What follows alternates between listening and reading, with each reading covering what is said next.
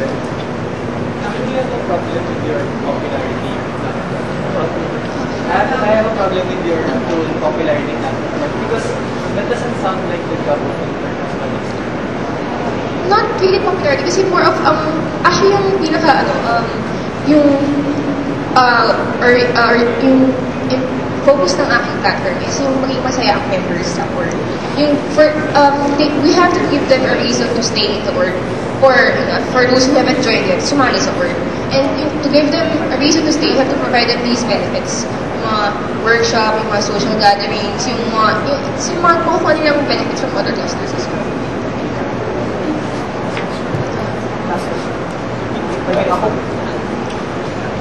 Okay, wait lang. First question. Pag-focus na ako muna sa dream mo, yung dream mo na nasunod mo sa application.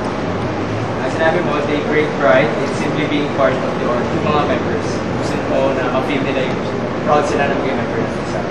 We know very well na ngayon, a lot of seniors or juniors na hindi nagiging active sa PISA. Or simply, hindi nila alam na yung mga events sa PISA, di ba?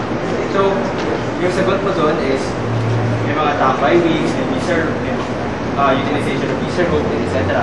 So, anong meron doon, like, for example, sa PISA room, anong meron doon na mag-i-engage sa seniors na alam mo naman na sa fact talaga sila mag-stay or so, yun, you know. So, may mga specific plans ka na ba for that?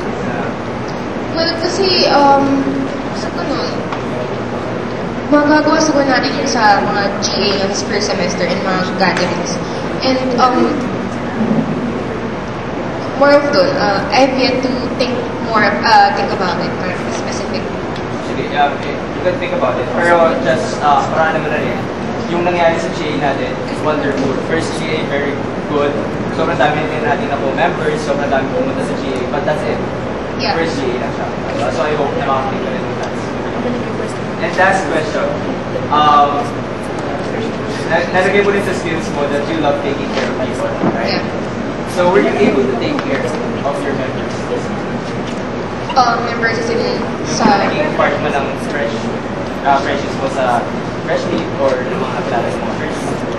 Hindi, kasi ano yung mga ako na naging sa buko this year. So yun, given na ngayon, alam ko na yung ano gusto kong gawin sa pagkanan.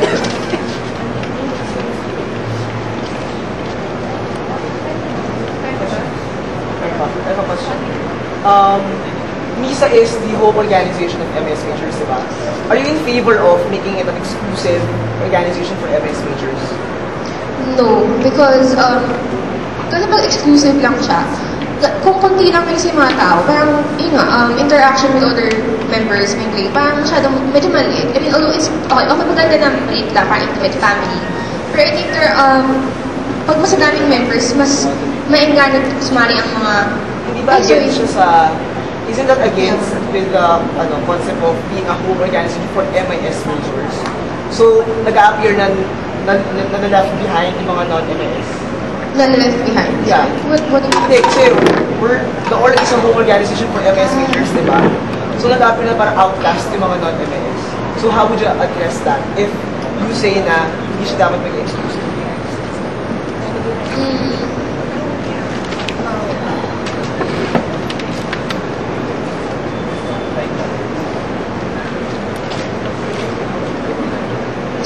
So, basically, sinasabi niyo, sir, na yung problem dito is, yung title ng MISA is home organization. So, parang in that term pa lang, parang na-outcast na sila. I guess we could perhaps redefine it kasi sabihin natin, MISA is not exactly home organization ng org. So, medyo babaguhin natin siya and make it for IT enthusiasts. I have one last question. Actually, kasi the first one is, nagsilat ka natin ng blood entry na, wait, what if gano'n na lang? What if may member ka or officer ka under you who pretend that they will leave Ateneo because may misunderstanding kayo? How will you handle that if BP ka na? Tapos na mapipig siya. Kakausapin ko siya. Kung ayaw niya akong kausapin, I'm going to have to seek the help of other PT members. I mean, possible na ako bias siya, ayaw niya kausapin. Maybe he'd reason from other PETA members. Since yun nga, hindi naman ako isa, pwede akong tulong from other people. tell him anything else, gusto ko muna pakinggan kung bakit pa niya gusto kong voice. Para perhaps, wala naman, paano naman pwedeng ayusin.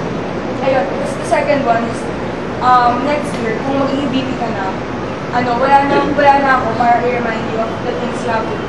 So, do you think kaya mo nang mag-stand on your own?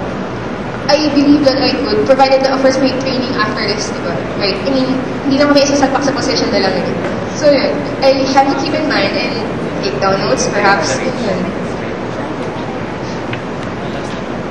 Based on the projects that you propose, you intend to increase both the quality and quantity of visa in the sense that you plan to increase the member count and at the same time member participation in the organization. But we have to be a bit realistic here. It's hard to increase the numbers and at the same time Make sure that they're all active. because as of now, kahit konti pa lang tayo, we know that our utilization is not that high. We even have turnover rates, we even have turnover. Yeah. How do you intend to balance that? Well, actually, kasi it's like a two-step thing.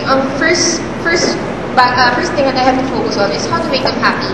And if they're happy, saka nadadami yung numbers natin. Kasi pag nakita ng ibang tao na masaya ang mga sa members, parang, uy, ano meron dito? Sali kaya tayo.